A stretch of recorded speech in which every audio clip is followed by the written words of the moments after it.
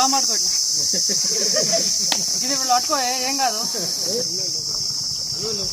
పాముని చంపకుండా నందిపేటలో ఉన్న మున్నగారిని సంప్రదించడంతో ఆయన వెంటనే 10 నిమిషాల్లో ఇక్కడికి రావడం జరిగింది. పాముని సంచి తీయడంలో ఒక్క పాము అనుకున్నాం, దాదాపు అందులో 3 పాములు వెళ్ళడం జరిగింది. తన ప్రాణాలు సైతం లెక్క చేయకుండా రైతులకు ఏం జరగదు అని చెప్పేసి ఆయన ప్రాణాలు సైతం అడ్డు పెట్టుకొని ఆ 3 పాములను చాకచక్యంగా పట్టుకొని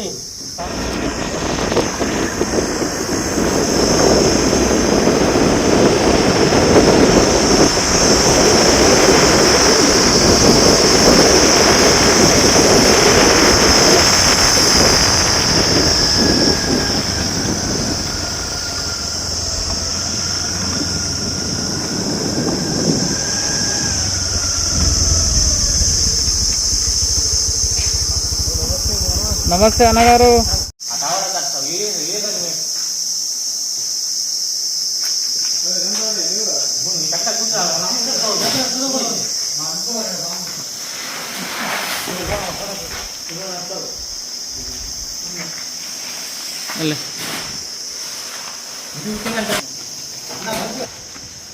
సొసైటీ చైర్మన్ మంత్రి అన్న కష్టపడుతున్నాడు. పిల్లలు మాత్రమే కష్టం అనేది ఉండదని అనుకుంటుంది. చూడండి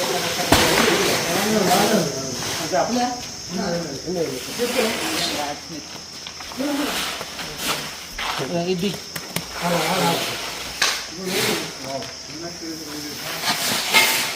మెల్లగా మెల్లగా మెల్లగా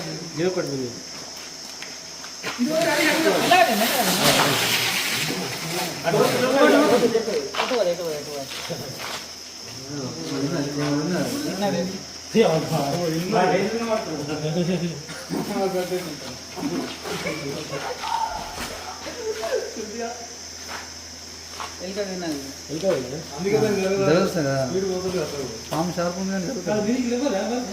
ఏం పాము? Rat snake. Third picture picture.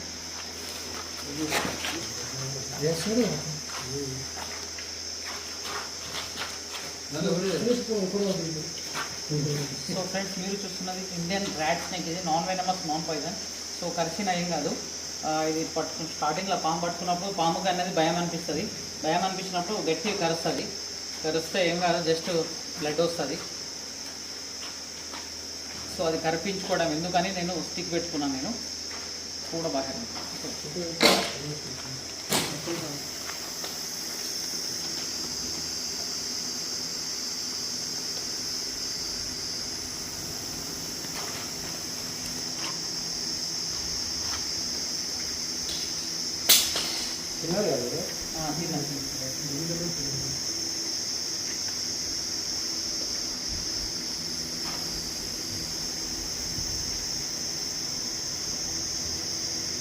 దొడ్డెలతో తిన్నట్టున్నాను.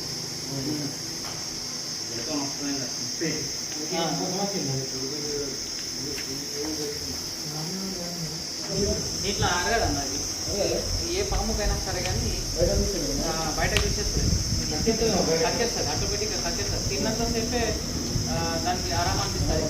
తిన్న తర్వాత మళ్ళీ ఏం చేస్తుంది అంటే వామిటింగ్ చేసేస్తుంది. దానికి డైజెషన్ కాదు, ఏ పాముకు డైజెషన్ కాదు.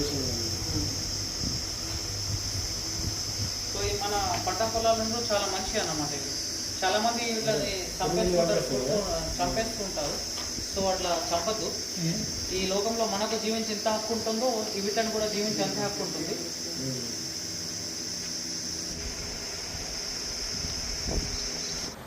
సో గైస్, మీరు చూస్తున్న Indian rat snakes, non venomous, non poison. చాలామందికి డౌట్ రావచ్చు, బ్రదర్ మీరు ఒకటే స్నేక్ రెస్క్యూ చేశారు కదా, ఇది ఇంకొక 2 స్నేక్స్ ఎక్కడి నుంచి వచ్చాయని. సో బ్రదర్, నేను పూర్తిగా చెప్తాను, ప్లీజ్ దయచేసి ఈ వీడియో పూర్తిగా చూడండి, స్కిప్ చేయకుండా. అసలు మ్యాటర్ ఏంటంటే, నేను ఒక స్నేక్స్ని రెస్క్యూ చేసిన తర్వాత అక్కడ ఉన్న యజమానికి నేను చెప్పిన, ఒక బ్రదర్ అది సంచి తీసుకురండి దాంట్లో వేద్దామని అతనికి చెప్పిన. అక్కడ ఒక పక్క ఉంటాడు పెద్ద మనిషి. సో పెద్ద ఆయనకి చెప్పిన, అతను ఒక సంచి తీసుకొచ్చిండు. ఆ సంచిలో వేద్దామన్నాడికి ఆ సంచి కొద్ది హోల్ ఉంది. ఇక్కడ ఫస్ట్ సంచి కనిపిస్తుంది కదా, సో ఈ సంచిలో వేద్దామంటే దానికి హోల్ ఉంది. సో సెకండ్ సంచి తీసుకొచ్చిండు. ఇది బాగుంది. ఆ టైంలో ఏమైపోయిందంటే నా మొబైల్ కెమెరా ఆఫ్ అయిపోయింది. ఆఫ్ కాగానే ఇక్కడ ఎల్లో సంచులు ఉన్నాయి కదా, దాని పక్కన నుంచి ఒక 2 స్నేక్స్ ఎంబటే బయటకు వచ్చినాయి. అవి బయటికి రాగానే అప్పటికి నా మొబైల్ వీడియో ఆఫ్ ఉంది అన్నమాట. అంటే నా మొబైల్ హీట్ అయిపోయింది. హీట్ అయిపోయిన తర్వాత అది ఆగిపోయింది. ఆగిపోతే సరేలే సంచి లేచేటప్పుడు వీడియో షూట్ చేద్దామని నేను అంతే చేతిలో పట్టుకున్న స్నేక్ను. అనుకోకుండా 2 స్నేక్స్ అవి లోపల నుంచి బయటికి వచ్చినాయి. బయటికి రాగానే వెంటనే అవిట్లను కూడా పట్టుకున్నాను. సో ఆ వీడియో కూడా మంచిగా వస్తుండే. బ్యాక్ టు బ్యాక్ వెళ్ళినాయి 2 స్నేక్స్. నిజంగా అది మంచి హైలైట్ అవుతుండే. సో నా బ్యాడ్ లక్ అదే సమయానికి నా మొబైల్ కొద్దిగా హ్యాంగ్ అయిపోయింది.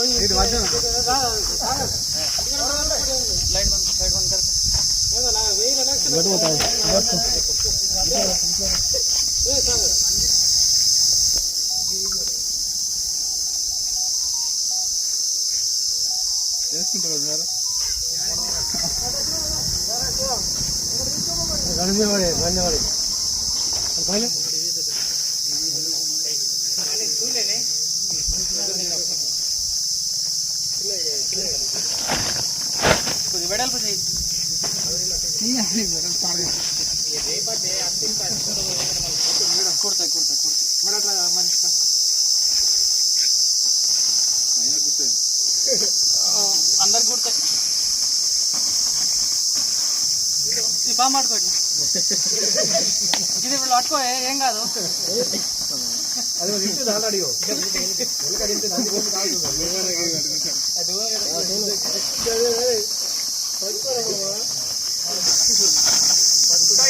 మన తెరిచి కూడా భయపడతాం.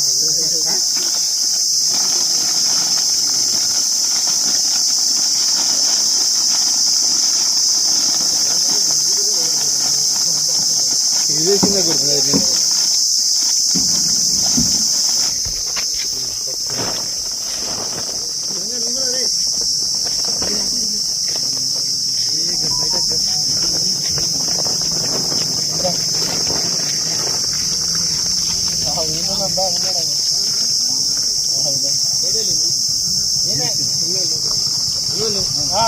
జరిపోతాం కొద్దిగా